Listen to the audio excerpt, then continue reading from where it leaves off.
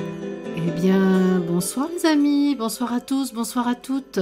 J'espère que vous allez bien et j'espère que votre chemin de conscience et d'unification homme-esprit est fluide et joyeux. Me voilà de nouveau en déplacement pour animer des rencontres en face à face. L'année 2023 est riche de séminaires, regards de vérité et assemblées de guérison un peu partout dans le monde francophone. Si bien que les assemblées vécues en direct sur YouTube sont, elles, plus rares, vous l'avez remarqué. Toutes mes activités sont décrites sur mon site internet Unité Je Suis et je vous invite à aller le voir pour consulter le calendrier et connaître les dates et lieux des rencontres que j'anime si cela vous intéresse. J'aime d'ailleurs beaucoup ces moments où nous nous voyons, nous nous parlons, où nos atmosphères se mêlent. Donc profitons-en, tant que nous pouvons nous rencontrer de cette manière, c'est juste génial. Alors, malgré ces pérégrinations, j'essaye d'être présente au rendez-vous de 20h auquel beaucoup d'entre vous aimaient participer. Merci d'ailleurs de le dire aussi souvent dans les commentaires que vous postez. Et pour ces jours où je ne peux pas animer d'émissions en direct, je fais de mon mieux pour proposer un enregistrement. Il y a d'une part des enregistrements de séquences collectives des rencontres que j'anime, et il y a d'autre part des enseignements et messages reçus en 2019 avant que je n'ouvre l'antenne YouTube et qui présentent encore un grand intérêt pour la compréhension de la période que nous vivons actuellement. Alors, la vidéo que vous allez regarder maintenant a été réalisée par Franck Guillot, Franck, que je remercie vivement pour son implication dans la réalisation de ces podcasts, de ces émissions. Je vous invite au passage à aller à la rencontre de Franck par son site notrenouveaumonde.fr dont le lien est en description. Je vous souhaite une très bonne écoute et je vous retrouve juste à la fin de cet enregistrement. À tout de suite.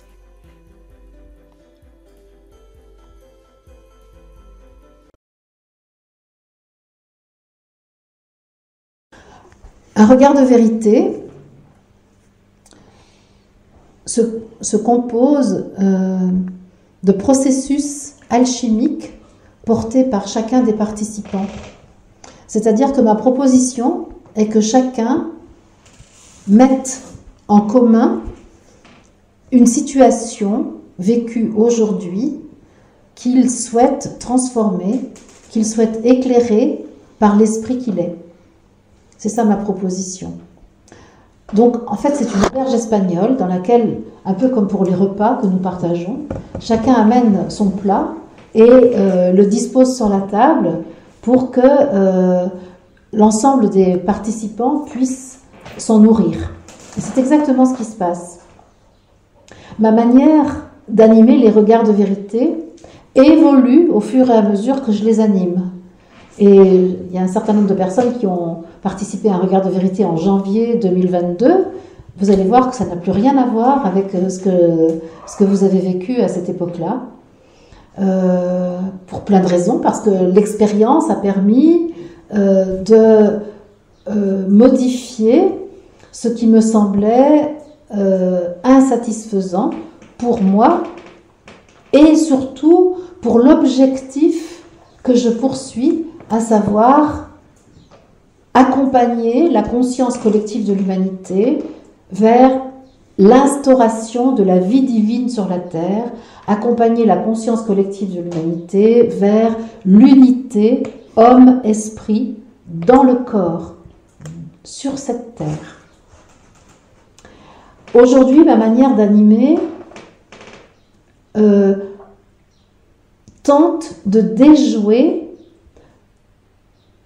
la domination de l'être psychique sur l'être entier, sur le système.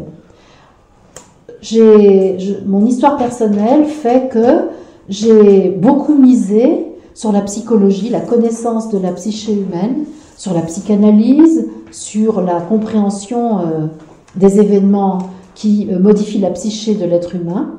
Et j'ai beaucoup investigué le côté psychologique de l'être humain. Et je pense que c'était totalement nécessaire que nous soyons nous-mêmes connaisseurs de notre histoire et que nous sachions décoder les événements qui nous ont conduits à adopter un certain nombre de comportements, y compris des comportements de survie pour faire face aux dangers que nous rencontrions pour nous-mêmes.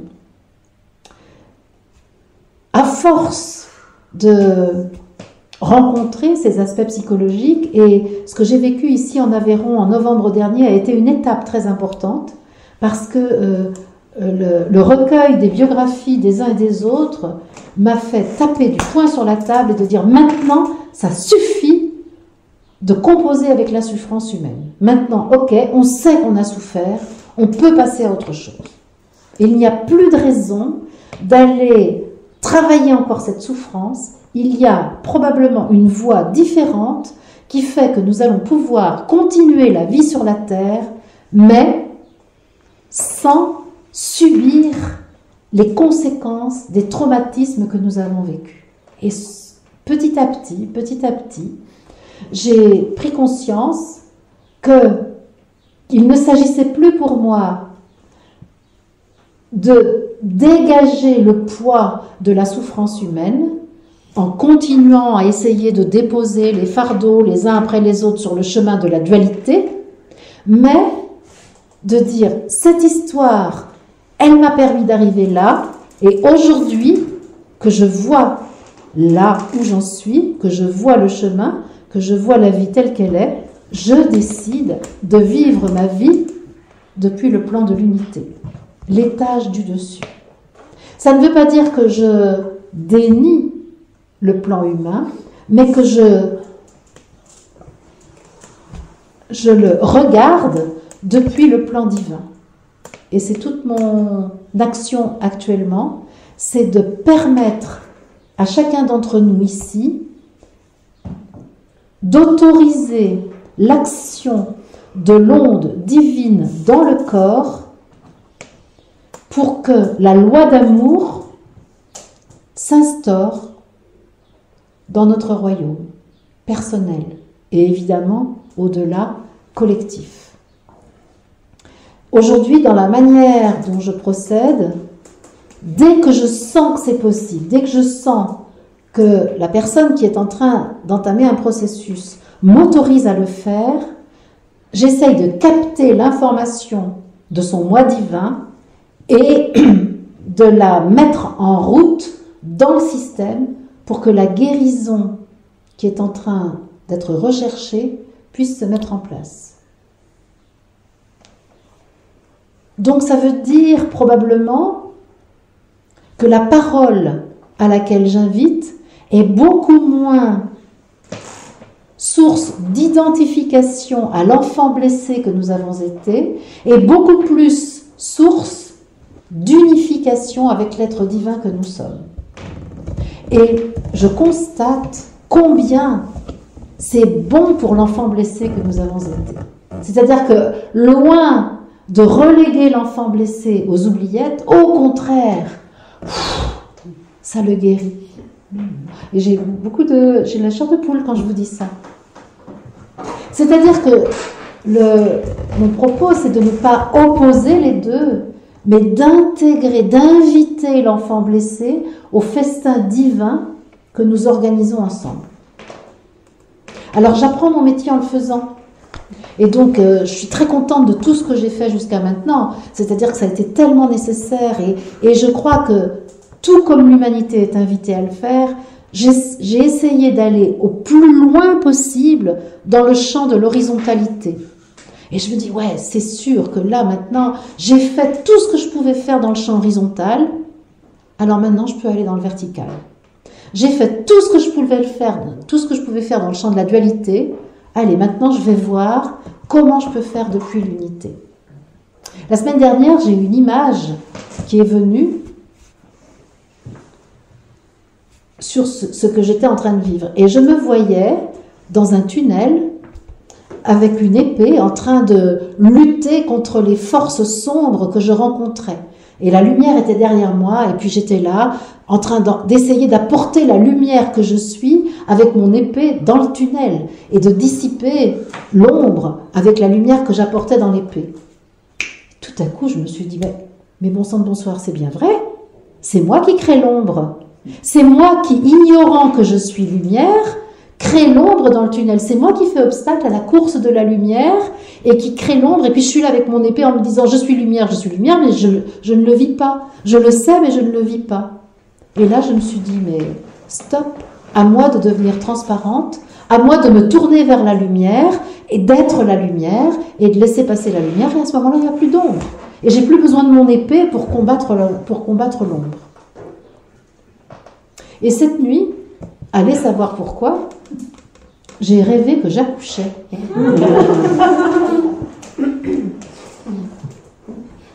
J'ai rêvé que j'accouchais. J'avais pas du tout... les sensations physiques étaient totalement neutres. Il n'y avait aucune sensation physique particulière. J'accouchais avec une sage-femme qui était une amie, qui m'aidait à accoucher. Et l'accouchement s'est fait en 2 fois. C'est-à-dire qu'il y a eu un premier travail où là, j'ai constaté que je ne pouvais pas aller plus loin. Donc j'ai attendu peut-être, je ne sais pas, plusieurs heures, hein, sans difficulté. Et la sage-femme est partie et là, j'ai accouché toute seule. Est arrivé un tout petit bébé que j'ai pris dans les bras, que je n'ai pas prénommé, je ne l'ai pas encore nommé. Toujours pas d'ailleurs. Sauf que je sais simplement que son prénom doit commencer par R. Je sais simplement ça. Donc mon rêve, c'était ça. J'étais là avec ce petit bébé habillé de sa grenouillère en tissu éponge, là, enfin, comme on fait là. Et j'étais là et j'allais animer mon assemblée de guérison, ou mon regard de vérité, je sais pas, c'était un des 2 trucs, peut-être les 2 en même temps d'ailleurs, dans un rêve c'est possible, avec ce bébé qui était là, qui était absolument charmant, qui était tellement en phase avec moi, et j'étais là avec ce bébé en train d'animer la prestation. Et ce prénom qui commençait par R, on m'a proposé Raymond, j'ai dit non, ça va pas du tout. Donc Geneviève m'a proposé René ce matin. Oui, c'est ça, Renaissance, j'ai bien compris. Je ne sais pas, ça commence par R. La nouvelle R peut-être. Hein. Voilà. Donc j'arrive avec ça aujourd'hui. Voilà un petit peu comment je présente aujourd'hui ce qui va nous rassembler.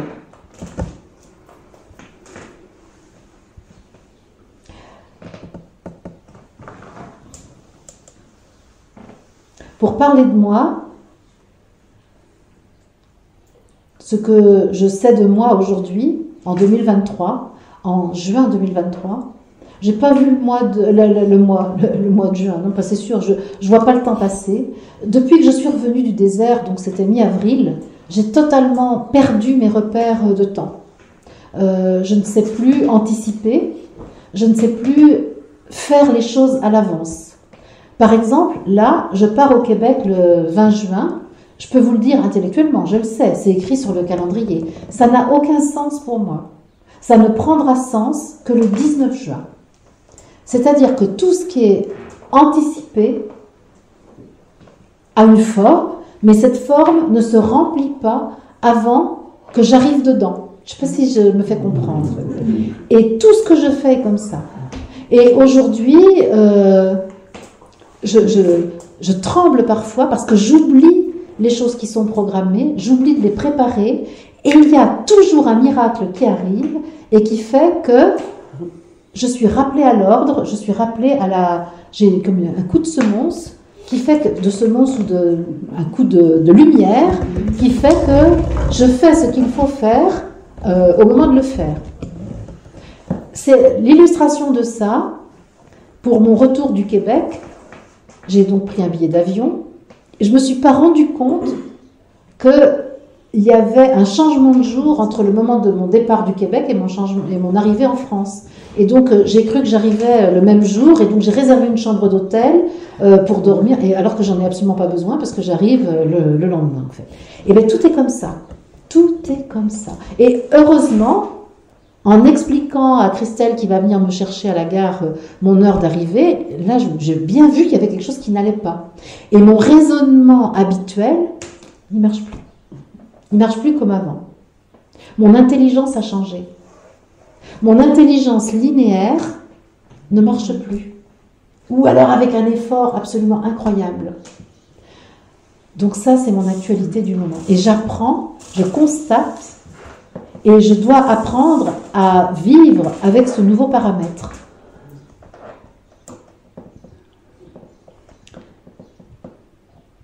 c'est pas évident, parce que le système de contrôle, même s'il était bien affaibli par rapport à ce que j'ai pu connaître il y a une dizaine d'années, le système de contrôle que je connaissais n'est absolument plus opérationnel aujourd'hui. Ça, c'est pour un aspect de mon actualité. Depuis que je suis revenue du désert aussi,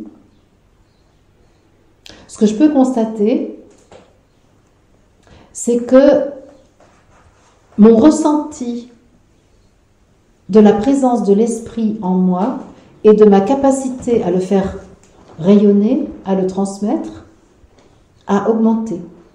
Je le vois au travers des guidances et des prises de conscience qui se font jour au quotidien. Chaque jour apporte une nouvelle prise de conscience essentielle, que je ne sais pas forcément formaliser. Et mon apprentissage actuellement, c'est d'accepter que tous les matins, je me réveille avec une nouvelle conscience que je dois rendre opérationnelle. Et que finalement, ma vigilance consiste à ne pas reproduire les comportements de la veille, parce qu'ils sont plus adaptés, alors que finalement, ils étaient rassurants, parce que c'est ceux que je connaissais. Mais que je dois toujours m'interroger sur qu'est-ce que j'entreprends aujourd'hui qui correspond à la conscience que j'ai de moi ce matin. Et ce rêve de cette nuit où j'ai un bébé qui naît veut bien dire ça. Il y a une nouveauté tous les jours en moi et il m'appartient d'en prendre la responsabilité et de la reconnaître. Parce que si je ne suis pas vigilante, je me comporte en automatique comme je me comportais la veille. Et c'est ça, je crois, mon actualité du moment. Autre actualité, pour parler de moi, je me rends compte que l'année 2023, je l'ai remplie de rencontres physiques, comme celle-ci. Et il y en a un grand paquet. Sébastien m'accompagne bien souvent parce qu'il est l'homme qui éclaire et sonorise les assemblées de guérison, donc tu vois qu'on bouge pas mal. Et je me rends compte que cette inspiration à créer des rencontres physiques est probablement une alerte sur le fait que les outils virtuels de reliance, Internet par exemple, vont probablement être moins disponibles. Je n'annonce pas de catastrophe de disparition, mais probablement moins disponibles. Et que donc, finalement, j'ai été inspirée à multiplier les rencontres physiques parce que c'est vers ça, je le crois, que nous allons de nouveau aller aujourd'hui et que probablement Internet, YouTube, les sites d'information ont permis de constituer une équipe d'apôtres du Christ qui sait qu'elle peut communiquer, évidemment, par SMS, mail et compagnie, mais qu'elle peut peut-être aussi communiquer autrement par une communication de conscience à conscience, qu'on appelle télépathie, et que finalement, il va falloir apprendre à reconnaître les informations que nous recevons dans notre conscience sans les outils visibles qui nous permettent de les capter. Mais que nous accordions du crédit aux intuitions que nous avons, aux informations que nous captons, pour nous retrouver à certains endroits et agir pour activer la puissance de l'esprit dans la conscience humaine. Et c'est excitant, hein. Ça fout les jetons parce qu'on se dit, est-ce que je serais capable d'entendre le message? Mais c'est quand même génial. Et donc, bien sûr qu'il ne s'agit pas de mettre à la poubelle les outils virtuels, il s'agit de savoir les utiliser sans en être dépendant, et en même temps que nous les utilisons, d'apprendre à utiliser les capacités subtiles de notre sixième sens pour capter les informations qui sont en suspens dans les ondes divines pour pouvoir les honorer, pour pouvoir les manifester dans le visible.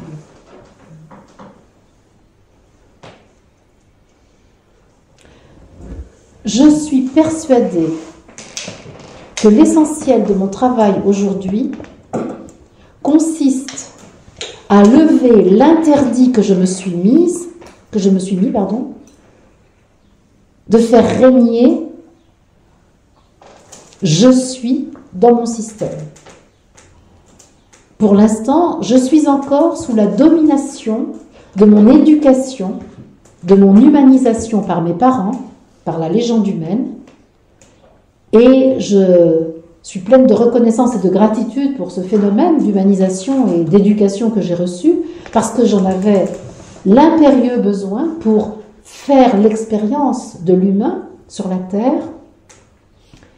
Et maintenant que j'ai un peu mieux perçu l'enjeu de cette incarnation, tout mon processus consiste à m'affranchir de l'éducation reçue, des limitations auxquelles j'ai cru, pour laisser l'infini de l'esprit régner dans ma vie. C'est un enjeu absolument génial.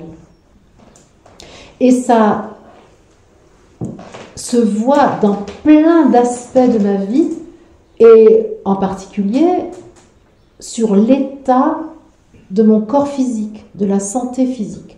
J'ai plutôt, moi, une très grande vitalité, j'ai plutôt une constitution robuste, mais j'ai plein de petits trucs qui m'empoisonnent la vie, des démangeaisons par là, des dents qui manquent par-ci, des petits machins, des presque rien, qui pourraient me faire croire que tout va bien.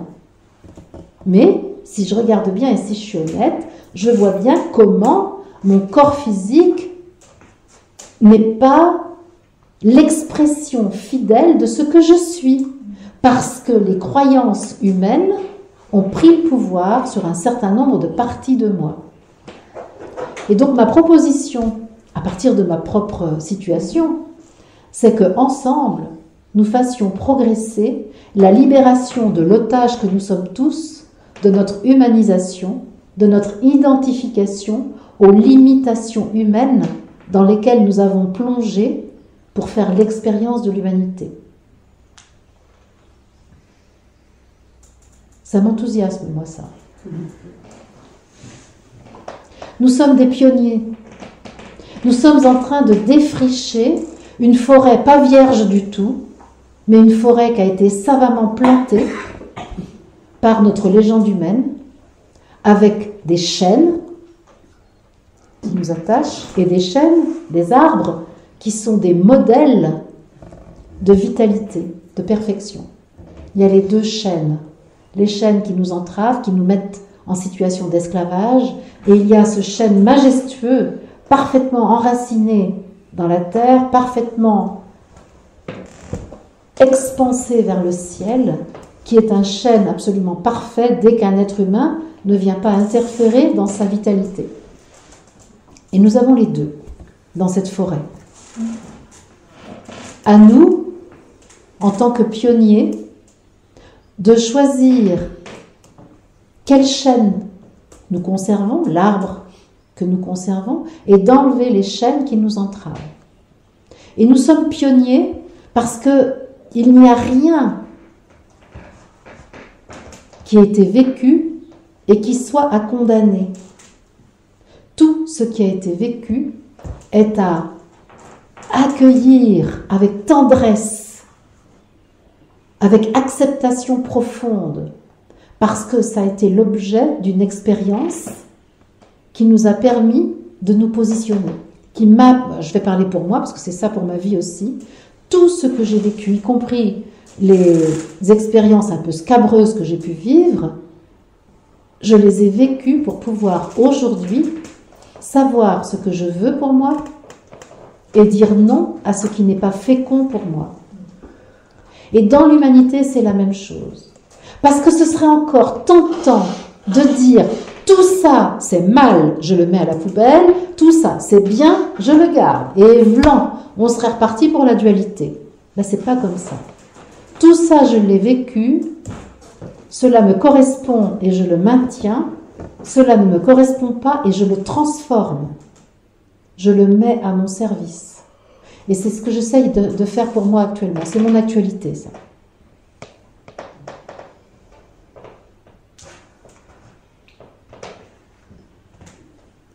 Voilà ce que je pouvais dire sur moi aujourd'hui. Est-ce que vous avez des questions à me poser sur qui je suis, comment je vis, tout ce que vous voulez savoir, je suis prête à répondre. Vous aurez remarqué, autre chose aussi, vous aurez remarqué que je me considère témoin de je suis et que par conséquent, mon choix, c'est de n'avoir aucun jardin secret, de n'avoir aucune pudeur sur ce que je vis.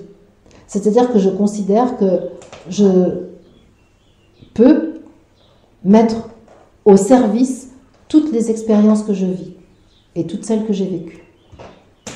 Je fais en sorte de ne pas avoir de jugement moral sur les choses que j'ai vécues. Pourtant, j'ai été élevée à la morale. La morale catholique de Germaine était vraiment formidable. Elle m'a vraiment dit ce qui était bien et ce qui était mal. Et apprendre à me défaire de ça fait partie de mon chemin d'aujourd'hui. Et le fait de témoigner de ce que je vis aide considérablement à décoller ce sparadrap qui fait mal qu'est la morale. Avez-vous des questions auxquelles je... Oui ? En fait, c'est le formatage.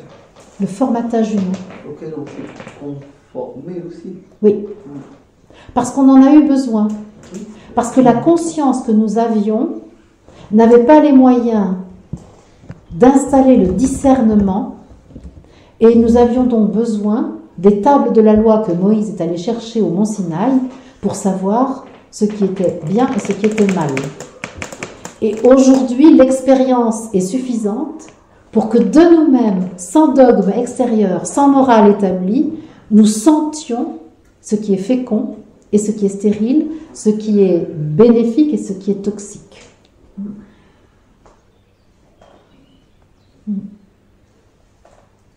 Ça redéfinit ce qu'on est vraiment. Oui. Parce qu'on laisse tomber. C'est ça. C'est-à-dire que ça enlève toute reconnaissance de soi au travers de l'identification à l'humain pour aller sentir ce que nous sommes vraiment du point de vue de l'esprit qui s'est manifesté ici.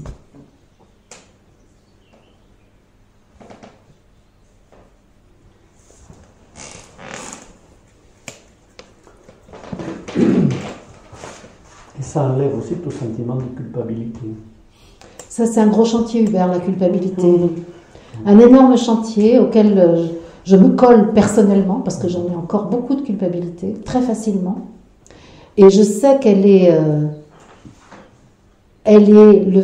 la conséquence d'une croyance que je serais coupée de l'être divin que je suis. La culpabilité, c'est l'aptitude à être coupée. Et effectivement, la culpabilité est issue de la croyance que j'ai été éjectée du paradis parce que j'aurais commis une faute. Et que donc, c'est parce que je suis imbibée de culpabilité que je peux voir tout ce que je fais comme étant une faute. Ça n'est pas parce que je commets des fautes que je me sens coupable, c'est parce que je me sens coupable que je vois tout acte que je pose comme une faute possible.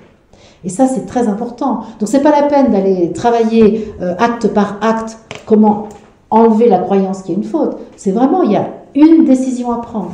C'est je suis innocence. Je suis innocence.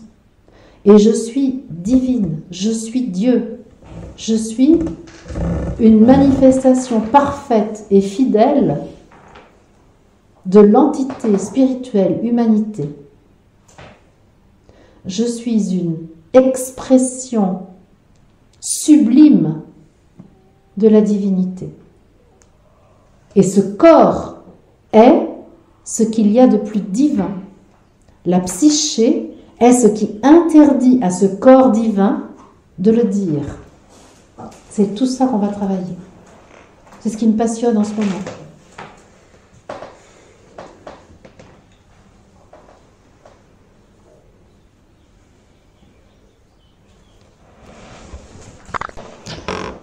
Ouais. La première chose que j'ai envie de dire avant de parler du gardien du seuil, parce que je vous ai promis de vous parler du gardien du seuil, c'est une attention que je nous propose de mettre ensemble à la perfection du processus qui se met en place par notre intermédiaire. C'est-à-dire que l'intention qui vient d'être émise ici par chacun et qui correspond bien sûr à l'objectif que j'ai posé moi en décrivant un regard de vérité, à savoir aller plus loin dans l'unification pour soi-même, vivre quelque chose de collectif qui permette de connaître l'amour, la présence du Christ parmi les humains, et puis de mettre tout ça à la disposition de la conscience collective de l'humanité. Eh bien, on peut voir déjà avec l'expression de la mini-présentation de chacun et de son intention, on peut voir la perfection. Là, la lumière vient de s'éteindre et de s'allumer, c'est juste parfait, justement. J'aime beaucoup les synchronicités qui ont lieu. On peut voir la perfection des processus, c'est-à-dire comment la succession de l'offrande de la parole est elle-même porteuse de sens. Et ça, on peut le regarder, comment la place de chacun se prend spontanément dans un ordonnancement intelligent, et c'est vraiment pour moi la manifestation de l'intelligence divine. Et tout ça, ça va se reproduire en permanence pendant les 3 jours. Et ça, c'est source d'émerveillement pour moi, de voir comment la parole de l'un prépare la parole de l'autre, et la parole de celui qui succède éclaire celui qui vient de parler. Et ça, c'est juste génial. J'aime beaucoup cette magnifique intelligence qui se met en place dès lors que nous acceptons humblement d'être les outils de l'être divin que nous sommes. Et j'aime vraiment observer ça et attirer l'attention de chacun là-dessus. Et l'autre chose, j'avais envie de parler de ce que je ressens actuellement, de ma confrontation au gardien du seuil. J'ai souvent entendu parler du gardien du seuil en spiritualité, comme tout le monde, j'ai lu ça quelque part, sans trop savoir ce que c'était. Et c'était, je pense, il y a une quinzaine de jours où j'ai eu cette sensation d'être confrontée à la part de moi qui garde le temple dans lequel je suis invitée à aller. Cette part de moi, c'est un peu, l'analogie que j'ai pu faire, c'est celle de l'épisode de François d'Assise, quand il est convoqué par son père devant l'évêque à Assise, parce que François a reçu l'appel de construire une église pour le Christ, et que son père n'a absolument pas envie qu'il aille là-dedans. Son père a envie qu'il soit le fils de son père, et qu'il soit marchand d'étoffes comme son père, et qu'il soit le digne successeur de la famille. Et François dit non, pas question, moi je réponds à l'appel du Christ en moi. Et donc il va à la convocation de l'évêque sur la place d'Assise, il se déshabille et il part construire sa chapelle qui est aujourd'hui la Portiuncula dans la basilique de Sainte-Marie des Anges. François, alors, pour moi, est convoqué par le gardien du seuil en lui. Et le gardien du seuil lui dit, si tu veux aller construire la chapelle pour le Christ, il faut que tu quittes tout ce qui t'appartenait. Il faut que tu quittes le monde d'avant. Il faut que tu quittes l'éducation que tu as eue. Il faut que tu quittes la richesse qui t'attend si tu es le fils de ton père. Il faut que tu quittes tout ce qui n'est pas cohérent avec le projet spirituel qui est le tien. Et je sens que actuellement nous en sommes là. Qu'il y a à quitter ce qui ne correspond pas au projet spirituel qui pousse en nous dans l'humain que nous sommes. Et le gardien du seuil nous dit, es-tu sûr que tu dois emmener ça? Le gardien du seuil nous dit, es-tu prêt à te détacher de cela? Le gardien du seuil nous dit, es-tu encore d'accord avec cette croyance qui t'a été inculquée? Le gardien du seuil nous dit, tu es prêt à te reconnaître Dieu? Ou préfères-tu encore te prendre pour un humain? Le gardien du seuil nous dit, es-tu suffisamment transparent pour entrer dans le temple qui est le tien? Ou maintiens-tu de l'opacité? de l'obscurité à l'intérieur de toi. Je sens que chacun de nous, à sa manière, est invité à faire cet inventaire de ce qui correspond à ce que nous voulons pour nous-mêmes et pour le monde aujourd'hui, pour regarder ce que nous ne voulons pas emmener avec nous. Voulons-nous emmener avec nous une organisation humaine telle que la démocratie nous l'a montré, ou voulons-nous inventer un autre système où chacun est souverain, responsable et peut répondre de ce qui est décidé? Voulons-nous emmener avec nous l'argent, qui a été un moyen formidable de transaction humaine, ou voulons-nous expérimenter une autre manière d'être ensemble? Voulons-nous emmener avec nous des lois décidées par les humains, ou voulons-nous faire l'expérience de l'amour porté par chacun pour vivre ensemble? Voulons-nous emmener un code de la loi, que ce soit les 10 commandements ou le code civil qui régit un pays, ou voulons-nous entrer dans une équité qui fait que chacun est dans la conscience de son besoin et répond de son comportement? C'est tout ça. Qu'est-ce qu'on est prêt à lâcher de l'ancien monde et qu'est-ce que nous sommes prêts à créer pour qu'un nouveau paradigme puisse s'installer sur la Terre? C'est ça le gardien du seuil. C'est pas un tribunal extérieur, c'est une conscience de soi-même qui questionne, qui invite à choisir ce qui nous correspond et ce qui ne nous correspond pas, qui invite à oser le nouveau et non plus à essayer de mettre de l'air climatisé en enfer. L'expression est de Guilhem Lanctot, je rends à César ce qui appartient à César.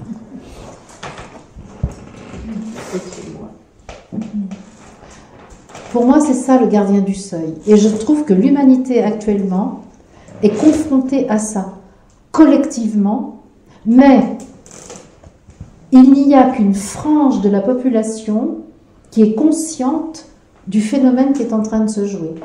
Ça n'est pas pour autant que l'ensemble de la population n'est pas concernée. Mais il y a quelques personnes qui portent cette conscience-là et qui sont en mesure de comprendre ce qui se joue collectivement. Toute la vigilance des personnes qui comprennent aujourd'hui consiste à ne pas se sentir une élite, avoir un complexe de supériorité, alors qu'en réalité, c'est une responsabilité énorme que celle qui est portée, parce qu'elle consiste à vivre pour soi-même le phénomène avec la compréhension que ce qui se vit individuellement est cela même qui permet au collectif de changer. Voilà, un petit peu ce que je voulais dire du gardien du seuil, que je ressens très fort pour moi et qui me semble se présenter à grand nombre d'entre nous. Et le seuil, c'est dans quel sens alors? Le seuil, c'est passer d'une vie dans la conscience de la dualité à une vie à partir de la conscience de l'unité. C'est entrer dans le royaume. Mais un royaume qui n'est pas ne nous expulse pas de la terre, mais qui permet à la terre de se changer parce que la conscience que nous avons d'elle est changée. Parce que la terre obéit à la vision que nous avons d'elle. En fait, la semaine dernière, là, à la faveur d'échanges, notamment avec Michael qui était à la maison, j'ai vu, il y a une phrase qui est venue qui était vraiment étonnante. C'est « l'esprit accepte de se soumettre à la psyché ». Le divin accepte de se soumettre à la volonté psychologique de l'être humain. Vous vous rendez compte? Par amour, parce qu'il est amour et parce que c'est le deal qu'on a eu, c'est-à-dire nous créons la dualité et la densité pour faire l'expérience du libre arbitre. Et l'esprit a dit, notamment le corps, a dit, ok, je me soumets à la volonté humaine. Et pendant ce temps-là, nous, avec notre bouche humaine, nous disons oui à la volonté divine, sans nous rendre compte qu'en fait, nous imposons à Dieu de se comporter comme nous avons la croyance qu'il doit se comporter. Quand je dis Dieu, je provoque, c'est-à-dire c'est l'esprit que nous sommes.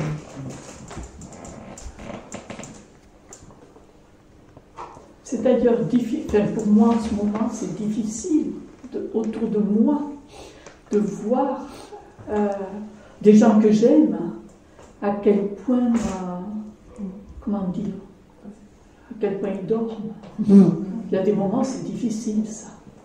Alors justement, dans ce que fait le gardien du seuil aujourd'hui, il nous demande de savoir ce que nous voulons dire lorsque nous disons aimer, par exemple. Ça veut dire quoi? Qu'est-ce que ça veut dire aimer?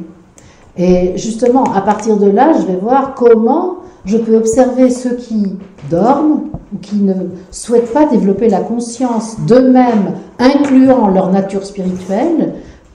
Qu'est-ce que ça me fait? Comment ça me fait réagir? Qu'est-ce que ça induit chez moi?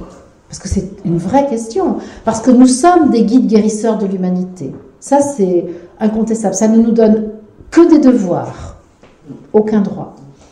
Et c'est ça le problème. Ça nous oblige à ne jamais vouloir convaincre, mais à rayonner ce que nous sommes pour que ça modifie l'atmosphère et que peut-être, éventuellement, s'ils le veulent bien, ceux qui nous entourent le sentent et peut-être ouvrent leur conscience à la vérité de ce qu'ils sont. C'est compliqué, mais c'est génial. C'est génial, parce que de Messie, il n'y a pas. Et donc, c'est vraiment par la base, par le changement individuel de conscience que le monde peut passer de la souffrance à la joie. Parce que l'enjeu, il est là. C'est laisser ce corps de souffrance dans l'ancien pour que nous vivions le corps de joie qui est le nôtre. Ça, c'est ça l'enjeu. Le paradis sur terre, la vie divine sur la terre. Et soyons ambitieux. Ne cherchons pas des petites guérisons. C'est tout ou rien. Satprem, le disciple de Mère, il était très clair là-dessus. J'aime beaucoup Satprem parce qu'il est radical. Et moi, j'aime bien cette radicalité. On sait qu'il en faut quelques-uns pour que l'ensemble change. Parce que rien ne peut changer s'il n'y a qu'une frange de la population qui change. Ça, c'est vrai. Et donc, c'est tout ou rien. Donc, allons-y.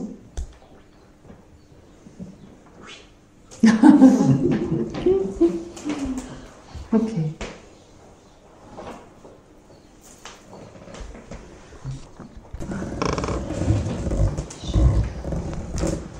Pour commencer cette soirée, je vous propose un moment de centrage, un moment de mise en évidence de notre divine présence dans le corps, un moment du renforcement de notre conscience du corps Esprit Saint, y compris après le repas, en ce moment de la digestion, où nous procédons à l'assimilation de la matière extérieure à nous-mêmes avec ce que nous sommes. Avec ce que nous sommes ici dans ce corps et que nous sommes aussi de toute éternité. Je suis le Christ, conscience solaire. Je suis vivant au centre de votre assemblée. Je suis présent en cet instant pour vous convier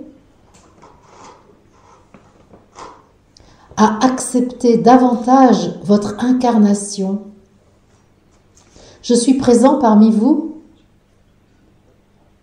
pour vous rappeler que l'Esprit éternel est là sur la terre, par votre intermédiaire, par la conscience que vous lui accordez, par la reconnaissance de sa présence en chaque particule de matière. Je suis là pour que vous vous souveniez que votre présence sur la terre par un corps de chair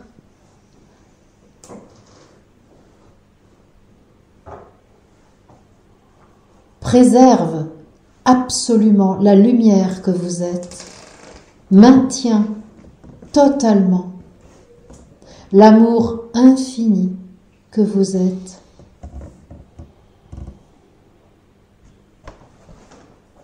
Je suis là pour vous redire que vous êtes manifestation de l'éternité, de l'information divine, de la puissance de l'absolu. Je suis là pour que vous puissiez plus aisément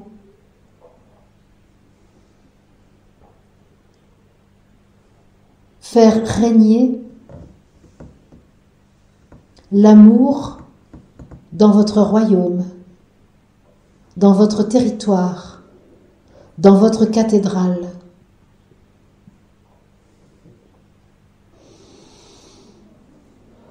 Je suis là pour que vous vous reconnaissiez dans votre divine identité, que vous invitiez votre personnalité à faire preuve d'humilité afin qu'elle permette l'éclosion de votre divine intelligence.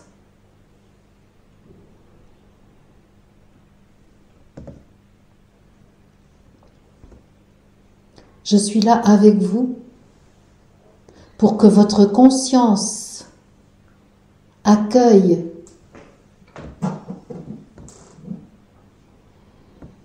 l'infini qui vous constitue.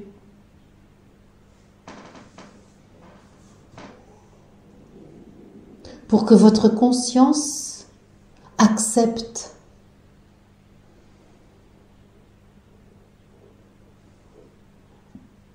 que vous êtes divine substance. Je suis là pour que vous puissiez vous mettre en résonance avec ma fréquence, celle de la conscience solaire, celle de l'amour inconditionnel, celle de la lumière authentique. Tout en vous est prêt à cette résonance. Dès lors que vous, en tant que maître, donnez l'ordre à votre système de la vivre. Moi, Christ, je suis présent en chacun de vous. Je suis vivant sur la terre par votre intermédiaire, parce que vous me contenez, parce que vous me portez.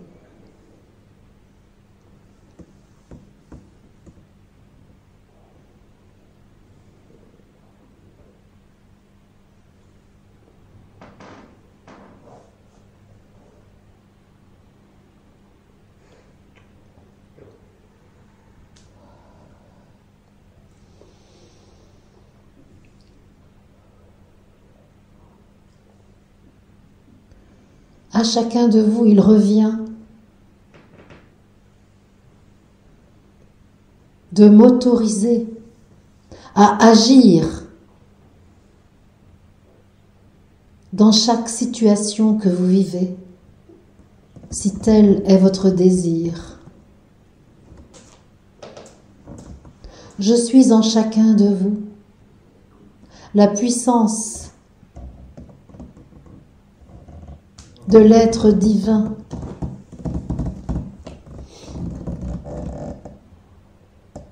est là, à votre disposition, pour régir chaque situation,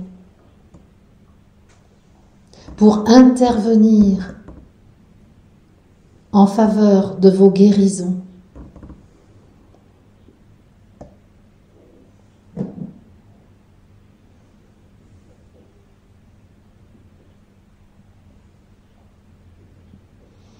Je vous invite à vous reconnaître en moi,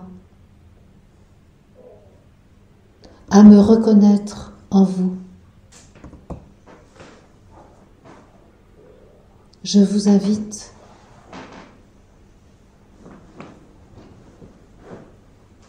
à me laisser rayonner dans votre chair. Je vous invite à vivre selon l'évidence de ma présence, comme Jésus qui m'a accueilli autrefois, le fit lui aussi.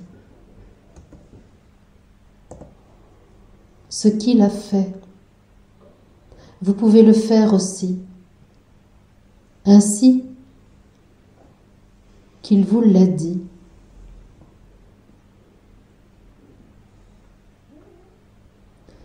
J'étais dans sa dimension humaine, j'étais dans sa forme humaine, j'étais dans son sang,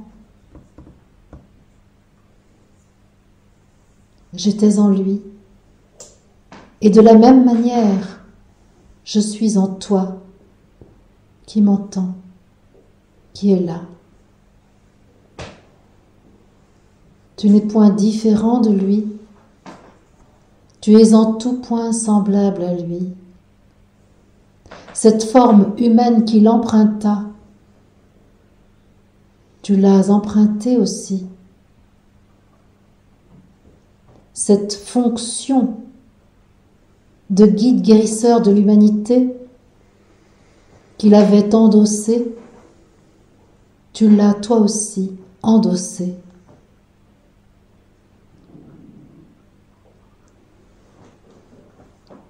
Cette fonction de témoin du divin incarné qu'il a révélé. Il t'invite à la révéler et je t'invite à la révéler.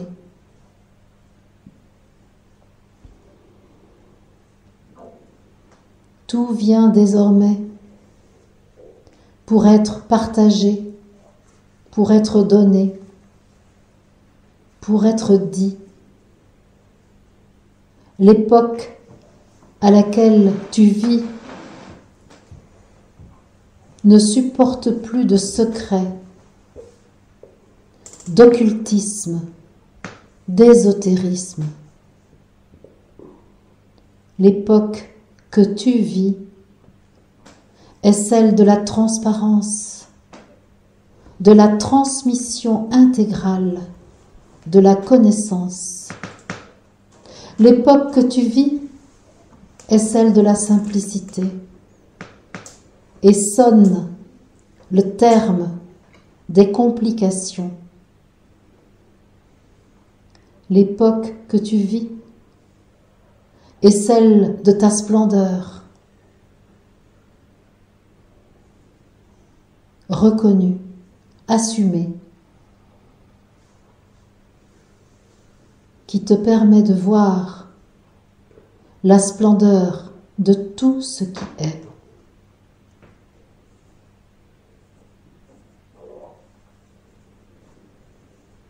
L'époque que tu vis te convie à être le grand prêtre Melchisédek,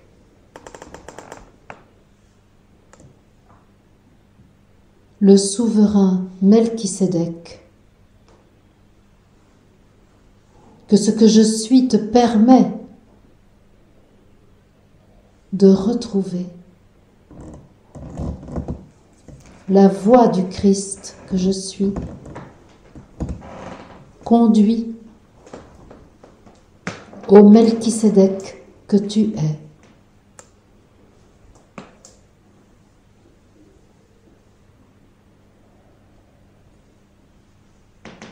La puissance infinie qui te caractérise par ta divinité est désormais à ta portée.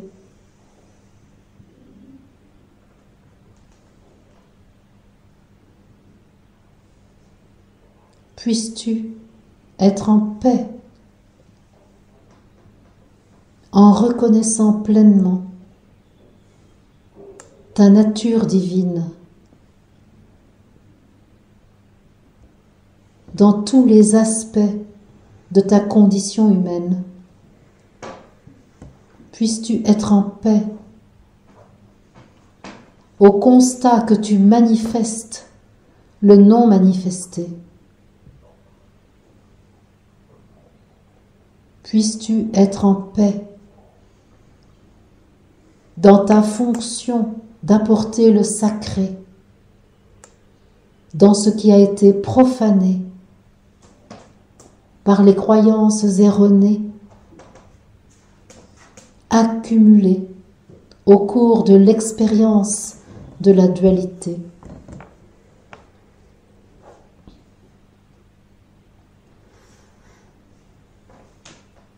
Puisses-tu être en paix en te reconnaissant totalement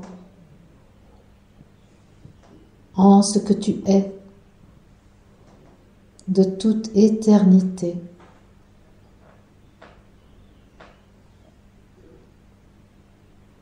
Merci à vous. Merci les amis d'avoir écouté cet enregistrement et merci d'avoir rayonné votre lumière pour qu'elle rejoigne celle des autres guides guérisseurs de l'humanité. Merci à Franck Guillot d'avoir fait le magicien qui transforme une bande-son en vidéo diffusable sur YouTube. Vous pouvez d'ailleurs retrouver Franck sur son site internet notre-nouveau-monde.fr dont le lien est en description. Et moi, je vous retrouve très bientôt en direct ou en différé et je vous souhaite une magnifique fin de journée. Bye les amis.